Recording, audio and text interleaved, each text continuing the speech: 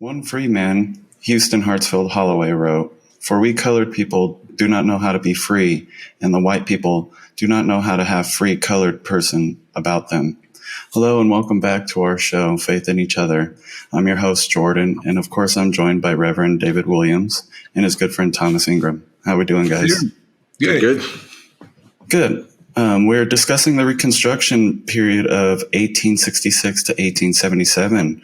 The Reconstruction implemented by Congress, which lasted from 1866 to 1877, was aimed at reorganizing the southern states after the Civil War, providing the means for readmitting them into the Union and redefining the means by which whites and blacks could live together in a non-slave society.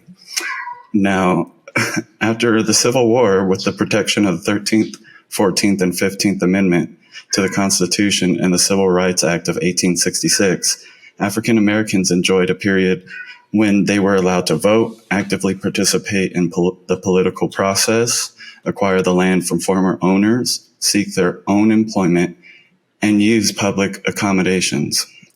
Opponents of this progress, however, soon rallied against the former slaves' freedom and began to find means for eroding the gains for which many had shed their blood. For this time period lasted very briefly, too brief. Now, how can we take lessons and actions from that time period, apply it to ours, to see a redefinition of our democracy? How can we find the faith in each other again? Now, I want to open up with you, Pastor Dave. During the Reconstruction time, how much was the church community involved? Did the Reconstruction time continue on into our church community today? Sure. Right off the bat, the Black church, even when it wasn't officially recognized in the United States, it was referred to as the underground church. And the underground church was very instrumental in sharing information, having its own religious practices, trying to keep community where community on the front side was denied. So the Black church has always played an important role, especially during that period of time. It was so important because often the pastor or the preacher was the most educated person. And so that being so, he was the one who, if he could read the Bible, also he could, when possible, he might pick up on other news. He might pick up on other works, newspaper clippings or whatever, quietly and secretly. And so he would disseminate that among the plantation, among his own people. So the church at that time, the church was very instrumental in society, not only in religious, but also in this societal format. Yeah. So can I ask you a question about that real quick? Yeah. So do you view the African American church as starting before emancipation or after? Before. It was the underground church has been, as we understand it, the underground church has been, if not formed in a formal way, but the religious practices of the slaves was, since I want to say I was there, the slaves had often a intent to keep some of their spiritual values that was so much trying to be stamped out. They themselves would hold on to it, and that's one of the things that's why we think the underground church was so important until the establishment of our first African church, and then the first Abyssinian Baptist church, the AME church, the CME church, the AME Zion church. All of those came out after the Reconstruction, but there were still religious practices. Right. Okay. Now I mentioned earlier the different amendments. Now, Tom, my question's for you. How impactful was the 15th Amendment for the government during this Reconstruction time? The way I understand it is that the amendments didn't really apply until 1964. They weren't really relevant for them, but that, to me, that was the purpose of Reconstruction. That's the story of Reconstruction in my mind, is that the white Northerners were angry at the white Southerners. And Reconstruction was, because the war was awful, right? So 2% of the people got killed in the war. So that means that if it was today's population, that would be 6 million people. So, there was a lot of resentment after the war. And then when Lincoln got assassinated, in my opinion, this is what happened, is that the radicals in the North, especially Thaddeus Stevens, once Lincoln was dead, they thought, this is never going to end well. So what we want to do is we want to get something hardcore in the Constitution that can be used by future generations. There's so much anger from what happened now that we can't reconcile right now. But we want something in when the United States regains its conscience after the war, when the people who experienced the war have died off. I want to have something in the Constitution that people can use to fight for equality. And to me, that the 13th and 14th and 15th Amendments are the accomplishment of Reconstruction. And to me, Reconstruction was worth it if that's all we got. And, the other thing I'd say about the amendments is I don't think they could pass now, right? You couldn't pass those amendments to the Constitution now. And so much of what we have in our attempt to equality is based on them, that to me, that was Reconstruction. That's what we got, is those three amendments. We didn't use them for 100 years, but getting them in there was the most important thing. But I don't think it really applied to that period. That period was a period of military occupation, where a Northern army occupied the South and told them the way it was going to be. So it wasn't really what was written down then, but that's the product of Reconstruction that could be so positive. And to me, the thing that's shocking about Reconstruction, because what brought it up with me was the Warnock election, and they started talking about how many people have been elected from the South and so forth. But the thing that shocks me about Reconstruction is, one, that it's such a positive story, right? It ends bad. I get it. There's a short period. I get it. But there's still a positive nature to it. And nobody talks about it. I mean, it's just like not in our history of the United States. It's like we almost don't even remember that it happened.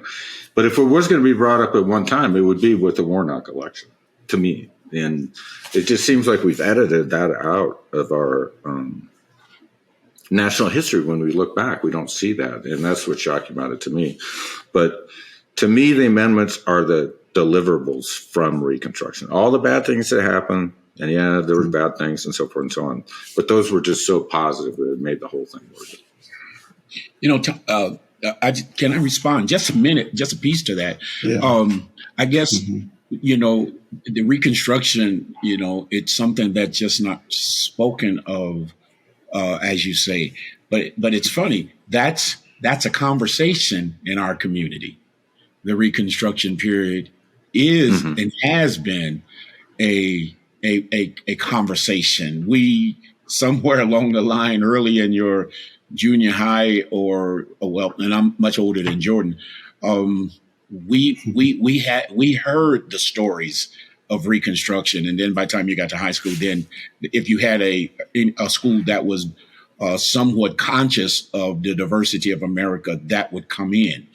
And I hear what you're saying when you say, it didn't, the results of Reconstruction with the 13th, 14th, and 15th Amendment didn't actually didn't actually become realized until, the 1960s, and so that was a positive in a sense that they could plant the seed then, and 100 years later, we would get the outgrowth from it. And I guess and it's probably how we hear one another. What we say is there was so much hope for the African Americans then, or the slaves then, that they wanted to hear those laws coming from the nation, that the northern people were, government was saying, hey, Stevens, them, we want to protect them. We want men and women to have, voting rights. And so there was a conscious hopefulness that things were on the verge of changing for the people of that day. And one more time, because it was so short lived, and even when a Reconstruction was enacted, it wasn't like everybody, they go, okay, no more slavery, everybody's okay, for these 20 some odd years. It was still harsh and hard for for a majority of the slaves. You still had the freedmen, the freed slaves, but even their freedoms were at times in jeopardy. And so I guess what I'm saying is, yes, the country can see from that period that the framers, or not the framers, the men and women of government during that time at least says, we need to put these laws into play. We need to build these into our Constitution. But it will take so much time before we would be able to live them out. I think for the people and the descendants of those people, which doesn't make that a joyful thing, even though I'm a beneficiary of that law. I'm a beneficiary now.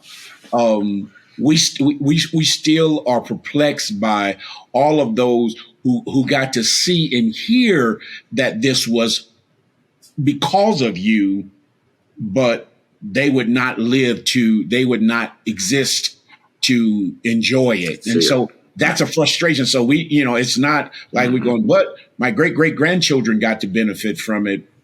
But so that's still a sore spot for us. Right. Yeah. Okay. Now, the advantages of the Reconstruction were stolen through terrorism, political deals, and Supreme Court decisions that hindered the enforcement of Reconstruction amendments. And it led into the Jim Crow era. Without change to the Constitution and enforcement, it doesn't seem to help much. Now, would you agree the lessons to voters that needs to be learned is the need for absolute vigilance, is defending the freedoms that you had mentioned before, that they're not meant to be taken for granted? Would you agree? That's essentially what I'm hearing you say? I would agree with that. Yeah, absolutely. Yeah. Yeah. Okay. I'm not understanding the question. I'm not. Jordan, well, could you repeat? I was just asking if you think the lesson to our voters should be that there's a need for absolute vigilance and defending freedoms. Yeah, absolutely. Oh yes. Yeah. But the one thing that what Dave was saying about, the positive aspects toward Reconstruction, one positive aspect is the amendments, but the other is how the African Americans behaved during Reconstruction. Mm-hmm. So in other words, you take all these people who were, it was outlawed for them to read and write. Right. And then they elected all these people to these offices who were highly qualified people, way better than what we got now. Right. So, and to me, the Reverend says that, the people of the time, viewed hope that it was going to be better. And that's not what I see when I see the videos on it. What I see is this is a moment in time and it's going to end. And we're going to be an example for the future, for forever, in this short period to show what we can do. That's what I see from the African American community in the political sphere, at least. And I think it's just a shining example for us now. And why we don't want to embrace that message is unclear to me. That's what I'm saying. But to me, that's the more the positive part of it. Sure. Is wow, you can just take people from that awful of a state, and then they can handle themselves that well once they get power. To me, that's a story that, and like I say, when you watch the videos on there, on YouTube, it's exactly the same thing where it's like we had Reconstruction and then it didn't work. And then we went to Jim Crow and we want to talk about that. And it's like, well, no, it's like, this is important too. But to me, that's the main story. Yeah. I will say this, Tom, because of the Reconstruction period is probably one of the brighter moments of African history's African American history, because when we tell that story to ourselves, and we told that story so many times of men and women who aspire to into the Congress, who had political positions, because often when, and you're right, during periods like now, people would think we've never had anyone to. And that's what they said about Warnock. Achieve, and we're going, no, if you only unravel your history, there were congressmen, there was legislators from the African American community. But again, this is part of what we talk about, that history that is stuffed. And so there's all sorts of history that seems to be, we're not going to let this get out too much. And I don't know why, so we're saying, let's tell not the real history, but the complete history. Yeah. Okay. Now I want to get back to, you had mentioned the underground church being in existence even before. Now you mentioned the AME, the African Methodist Episcopal Church in Cincinnati. Yeah. The AME is an African Methodist Episcopal Church, and Cincinnati. I can never say that. I'm actually from the CME. I'm from the Christian Methodist Episcopal Church, which before 1954 was the Colored Methodist Episcopal Church. And so in 54, they changed the name from Colored Methodist to Christian Methodist. And so there are three of us. There are three African American sides of the Methodist Church: the AME, the CME, and the AME Zion. Yeah. Okay. That's cool. Now, during that time, how impactful were they in that area? Well, this is a wonderful time, because if you know what's happening here in Colorado, Coach Prime is going to CU, but Coach Prime is going to CU from Jackson State, one of our historical Black universities, and so. After the Reconstruction period, or during the Reconstruction period, there were the birth of organizations like the church officially, schools officially, that were noted. These, not just handout, but they were doing the work. And so the AMEs came out of the Methodist Episcopal Church with the founder was a pastor by the name of Absalom Jones. It came out because they would not ordain him in the church. And so Absalom Jones and others started their own society and asked the Episcopal Church, since you will not allow us to serve as ordained clergy inside your denomination, would you give us your blessings to start our own denomination? And so the Methodist Episcopal Church says, we'll do that, but this happens in Philadelphia. It's not in Cincinnati. Cincinnati is just one of the areas where the AME Church landed very large. In Philadelphia, Detroit, Chicago, Cincinnati. The AME Church was pretty much an Eastern church. It didn't get all the way west, and it didn't go south. The CMEs went south.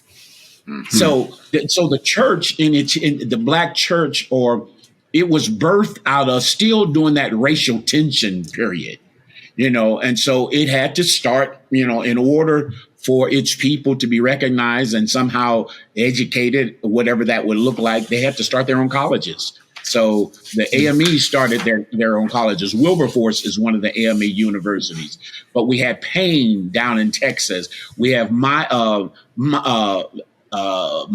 I think, in Tennessee. We have Bishop in Texas. All of these universities came out of the church, so the church could educate its people. Yeah. Right. So the church was very actively engaged, because of still the tensions in America. Okay. Now you mentioned the universities. Now Wilberforce. I did notice that they're kind of wanting a more diverse more diversity within in their staffing, their attendance, and things like that. Do you think they succeeded in that, being more diverse No, than other universities? No. no. No, Wilberforce. No, Wilberforce never. I think it had the vision because William Wilberforce from England, really led the charge in Britain and England to end racism. And he often, when he was here in America, would often, I don't want to say often, but at times would have conversation with Black leadership. And so Black leadership tried to leverage off of here this British guy who's standing for integration within education.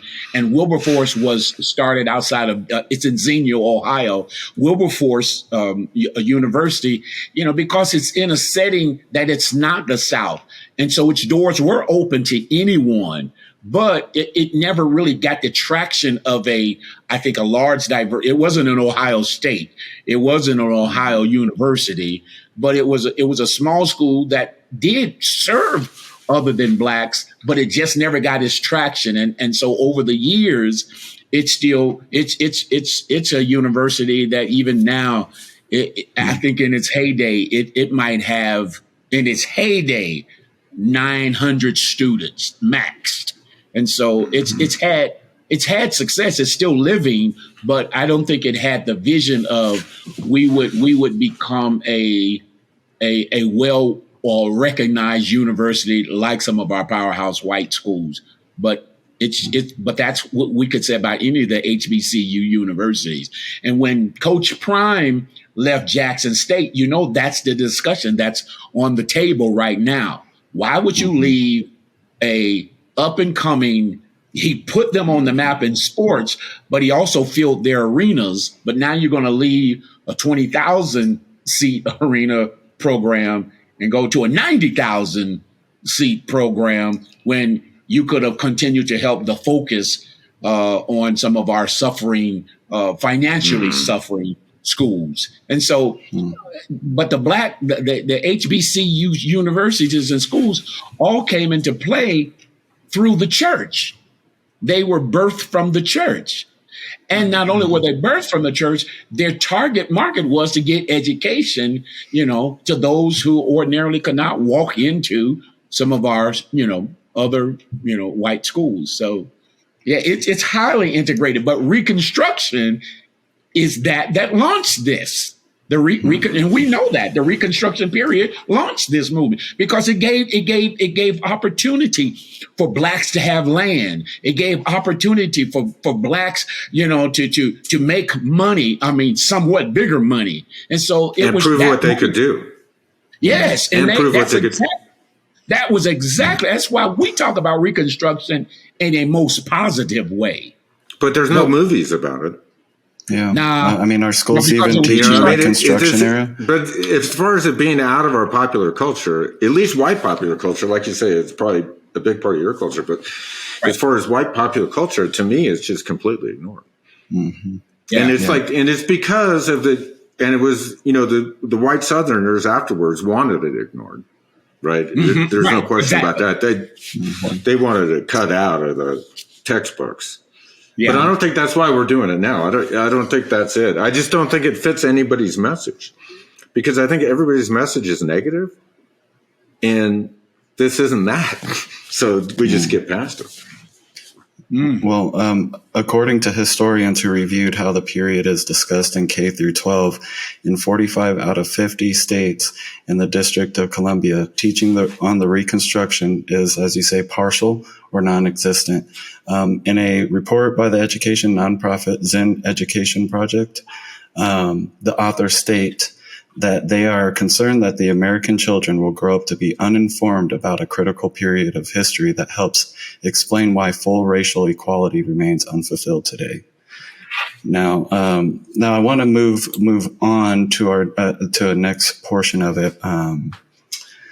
Thank you for that, Pastor Dave, for all that info on the CME and things like that. But because the Black population was so large in many parts of the South, whites were fearful of their participation in political process. Nevertheless, the radical Republicans in the U.S. Congress were determined that African Americans be accorded all the rights of citizenship. Now, Tom, my question for you is, did this create internal conflict for the political parties? Yeah, to me, the Reconstruction is a conflict between white people. You got white Northern people and you got white Southern people. And the way I like to equate something like this is the white people of the North were Russia, the white people of the South were Germany, and the African American people were Poland. And it was just more convenient for us to fight it out amongst your houses so we didn't get our damage. But the conflict was between us. And when the people of the North abandoned the Reconstruction completely the way they did, just so that they could win one election, that was a great betrayal and it was a great end to it. But I think that the thing that people need to understand is that Reconstruction was military occupation. When you use those figures, that's the years of military occupation. And the military occupation couldn't go on forever. The people that lived under it would resent it more every day. And the people who were paying for it would resent paying for it more every day. So I think that everybody knew that it really couldn't go on forever. And it was kind of a temporary thing. Okay. Do you agree? But to me, it was a conflict between white people, and the African American people got more dragged into it. And then it's like, and to me, the racism part of it is more of an excuse. To me, if the people who were enslaved had been Irish and looked identical to the people that were the slave owners, because we had this arrangement in Ireland, right? In Blazing Saddles, they let everybody in but the Irish. But to me, if they had been looked identical, there still would have been a claim of superiority, and there was just still. I mean, I'm not saying it would have played out the same, but the dynamics were the same.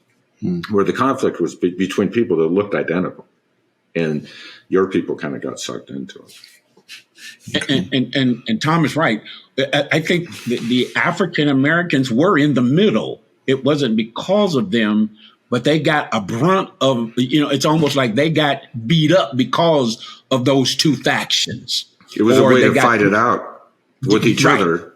They said, hey, we're going to clash in on this group, and what I always think about when I think about the Reconstruction, and Tom is right that the radical North was saying, we had to put our military down here to keep check on you, and we're gonna challenge you to prove your dedication to us, and if you do it right, we will absorb you. But until then, they go, and to you white men and from the South, you can't vote yet.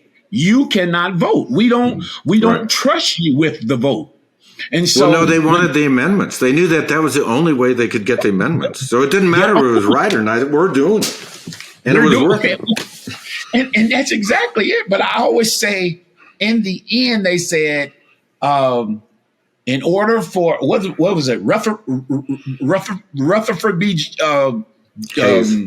Hayes, who there's that election fraud, there's that election dynamic that people today don't. When we think about 2020, we think that was the only time we've been in a stalemate from who gets to be president, and that stuff kind of kills me. Like, well, man, we're the worst generation ever to be. We're the baddest people right now, and the country is going down the drain. We'll go back. Would you go back into the 1800s and unravel the paper?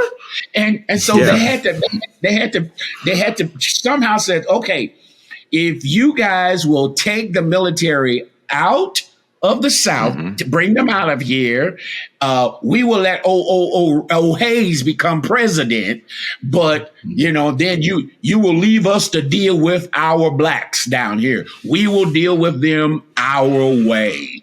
And so again, the African Americans were saying, we didn't have anything to do with y'all fighting, but y'all have been fighting with each other, but we suffered the consequences. And so That's the way I that's see been it. still our story. It is we didn't start the Civil War. Blacks didn't want to crank up a civil war. We didn't want a civil war. We wanted people to get along so we could get along. We were hoping people from all sides would say, let's all just get along, like old boy from California. But it was, well, if you take our blacks and we're going to keep them in check because, we're going to whoop on y'all. We're going to lynch you guys. We're going to scare you. We're going to terrorize you because the North was trying to protect you. And so all of that is saying we've constantly been in the middle of Right. white men. But the way I would put that, though, Dave, is that the people of the South after the war looked at the situation. And then they saw that there were way more Northerners than there were Southerners. And the only way that they could have, and they wanted to have parity with them politically. They didn't want to give in to them politically. And the only way that they could make that happen was by repressing the black vote in the South. And yes, and they pressed it right out. And they did, and they did. Yes. And the numbers show it. Yeah. Yeah. Wow. Well, while some of the freedmen fled their previous neighborhoods, others stayed to be paid workers for previous owners. Do you think this is a display of forgiveness, or do you think it was out of necessity? Necessity. I think you should speak to that, Dave, because that's that's necessity. That's your family heritage right there. Yeah, that's necessity. That was out of we want to preserve. If we cannot retain the things we've amassed, maybe there'll be some leniency if I go to work for you. At least I'm still on my property. And so many of them said, okay, I even though you've taken my property, but it's my property, can I work on my property? You couldn't say that, but I think it was a necessity. It wasn't this general, we release you from what has happened. That brings us to the early 1900s, and when we have W.E.B. Du Bois and Booker T. Washington, they're still talking about what is it going to take. One says it's going to take education to help America see who we are. That's W.E.B. Du Bois, and then you have Booker T. Washington saying, but if you guys would just let us show you again what we did in Reconstruction. If you give us the opportunity, we will show you we're good workers. So we're still in that process of trying to prove Black people can be trusted. But we knew at the same time there was always retribution that kept us from making any advancement. So poverty comes along, and people, it's just a bag of. It wasn't free. It wasn't forgiveness. It was. If we're going to live here for the next century, then what is it going to take for me to help a possibility of my grandson and my great grandson and all of that? But I don't think it was not we forgive America. It was because it hadn't come to that. It had come to the point of, we tried to show you in Reconstruction, we were American. We were nationally focused. We wanted the best for America, but for all people. So, I think during that time, it was definitely, I think the freedmen would be just as shocked, because when you were free, you were hoping, I've crossed two places.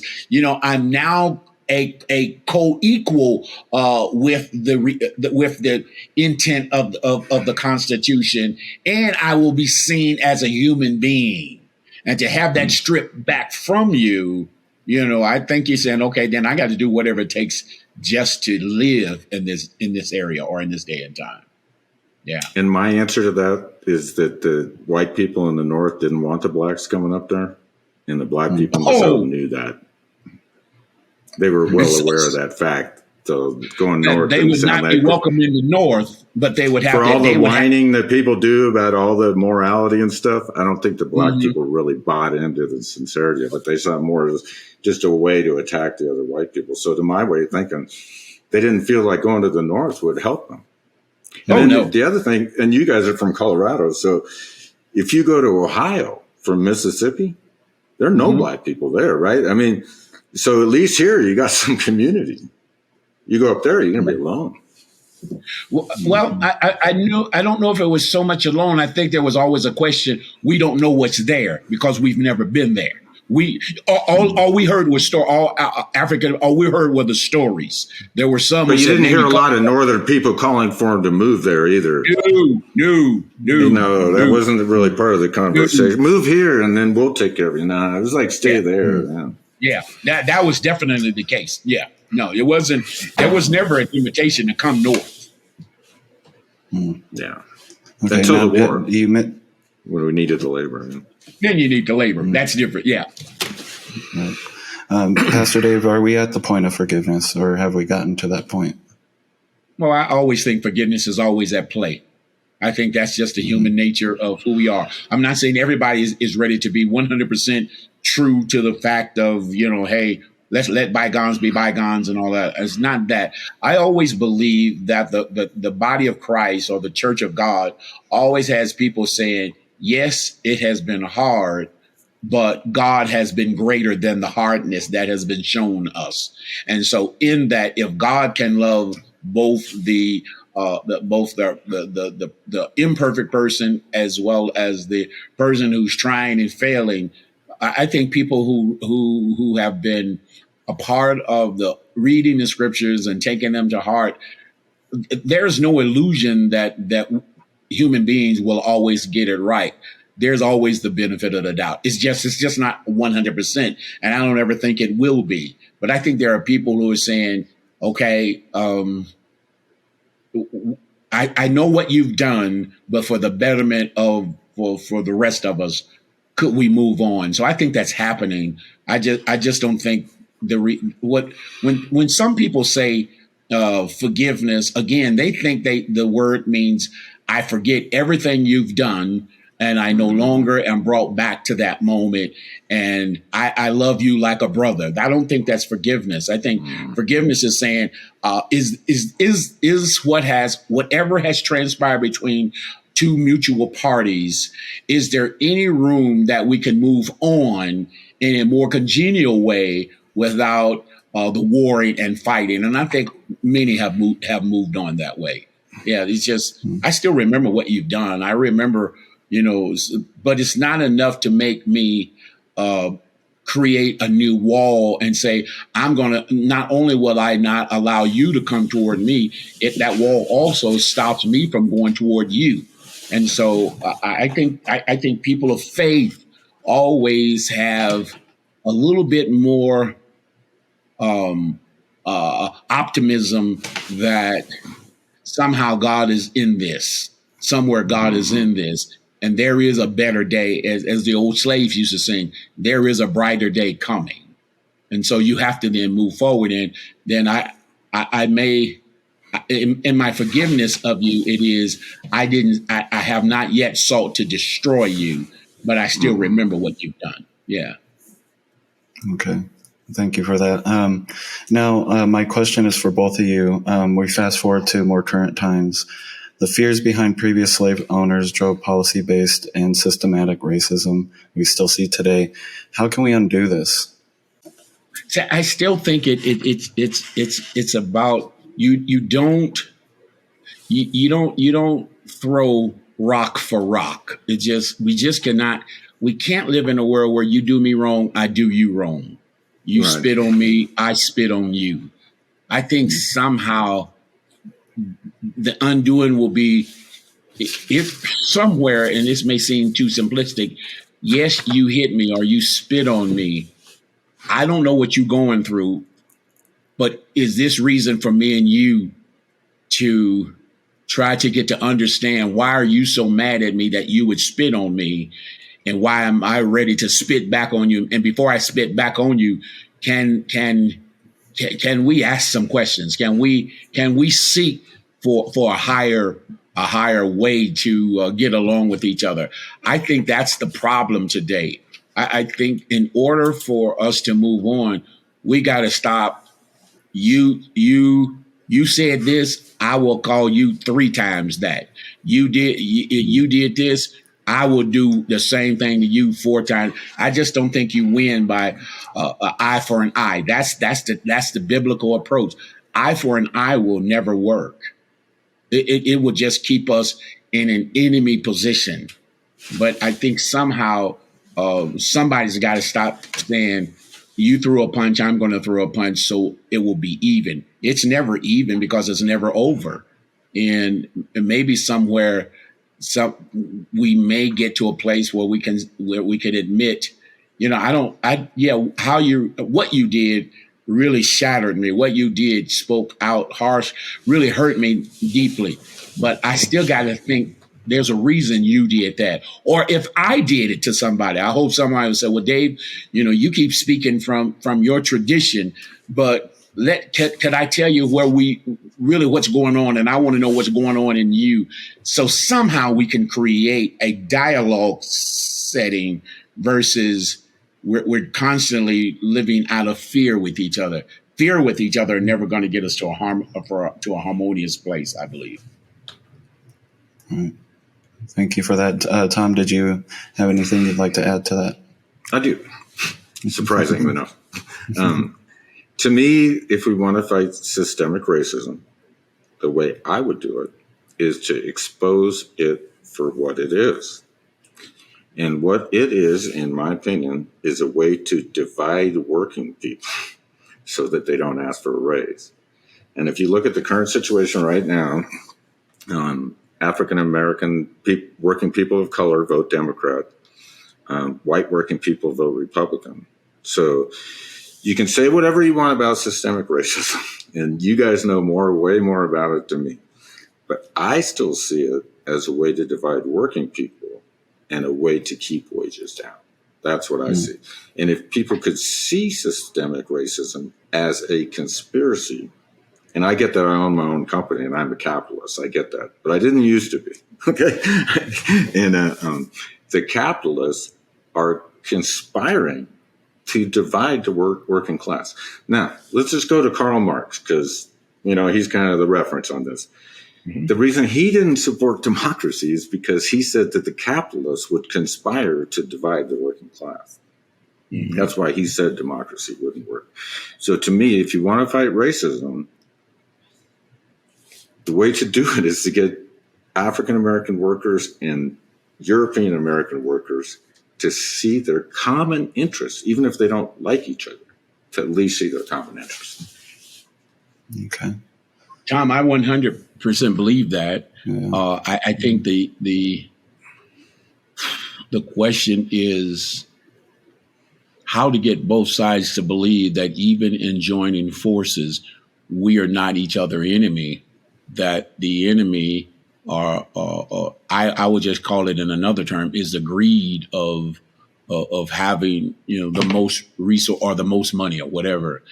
I think we don't know. We just don't know what to do with that. And so there's no way in the world we can even come toward each other because we don't know that what's really dividing us, what's really the bringing the line between us. We think it's everything else but that. And so But working people haven't had a raise in 40 years. Yes. That's a fact. I mean, that's just a fact. Sure it is. Sure. And it was the election of Reagan. Mm-hmm. And they were, I don't know if you remember the Reagan Democrats, they called them. I remember the term, yeah.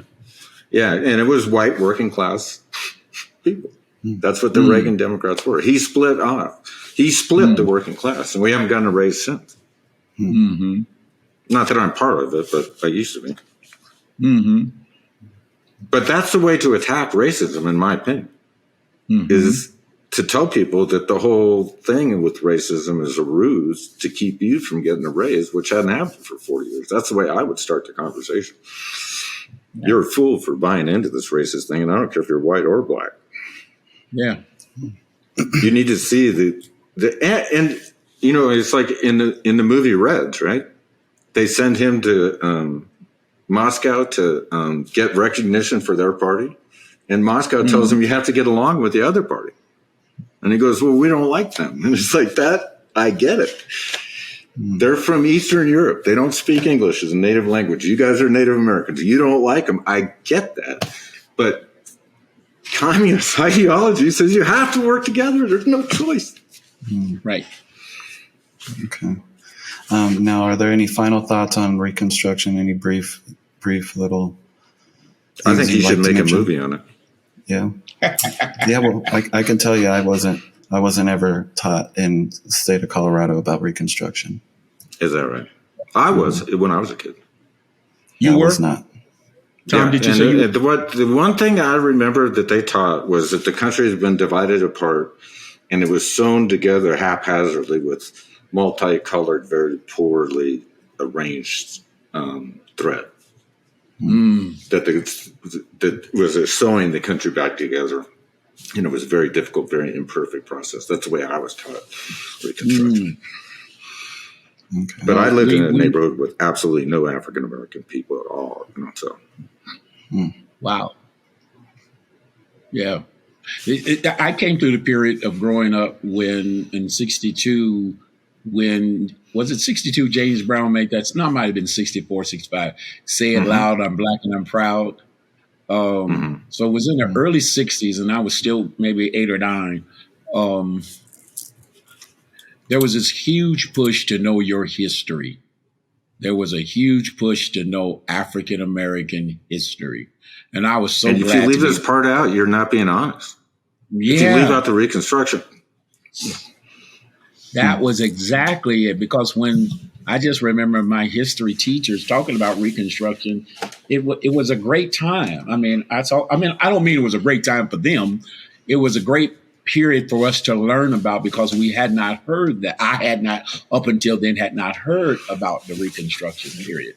I knew about the slavery period, and then I knew about the Jim Crow period. I grew from slavery to Jim Crow, but you just didn't get that in between. And so, so history, to me, history is just history itself. There's history that can fill in some gaps without it trying to sway. It just says, this is history. And now what do we learn from history? History is to be something we can learn from, not just emulate. I just think it's something we can learn from. So I'd say at the end, one thing Jordan, when you ask what would you like to leave with is, I think it's still important for everyone to be a life learner. I just think nobody can think for you. Nobody. It seems like more and more. I've learned so much interacting with you two. All I can tell you, if that's your goal is to be a life learner, then I got to thank you guys because I've learned so much from you. Well, see, that goes both ways because we get to talk to a white guy straight up. I mean, because that's important is to talk straight up. And I just go within reason. Within reason, yeah. I mean, there's some stuff we might want to talk about, but I just say, Jordan, there's everything isn't a dark story. Everything isn't a dark narrative. Without saying there are some dark periods in our history, but I'm going. Then we should be able to talk about the not so happy or beautiful things as well as the things that are beautiful. And Reconstruction always gave me the pride of political men and women, predominantly men who were in the legislature, who were in Congress. That's interesting. Yeah. That cracks me up because if you ask the average person, they go, "No, we didn't get one to John Conyers and them first come in," and I'm going, "No, you're not on it yet." So I just think we should be life learners for whatever, and then we can make, I think, credible. And I think the African American leaders of the Reconstruction period should be icons that we all hold up as tremendous examples of humanity and what great things humans have done. Absolutely. Tom, there wasn't anything else you'd like to leave with us for the week? No, I think that's the main thing is that I think that the leader, I mean, it's like that guy who got elected to the Senate from Mississippi. Nobody even knows his name. I can't remember it either, but to me, he should be one of our national heroes. We should have, All right. Well, with Reconstruction being taught less and less, it's no wonder that so many Americans are undereducated and unaware of this critical time period that ushered in the civil rights movement and progress in America. It's crucial that we, as voters, defend the freedoms of all the groups in order to preserve democracy. We have to focus on what unites us: injustice for one and injustice for all. We have to gain more faith in each other and work together to defend our democracy. It starts with you and your neighbors. It starts with your vote. We cannot forget the lessons of our history. Let's all do something this week to build some faith in each other. And again, I want to thank you, Pastor Dave, for being here, and you, Tom. Learned lots from you. And of course, I want to thank all our viewers, and we will see you all next week. Thanks.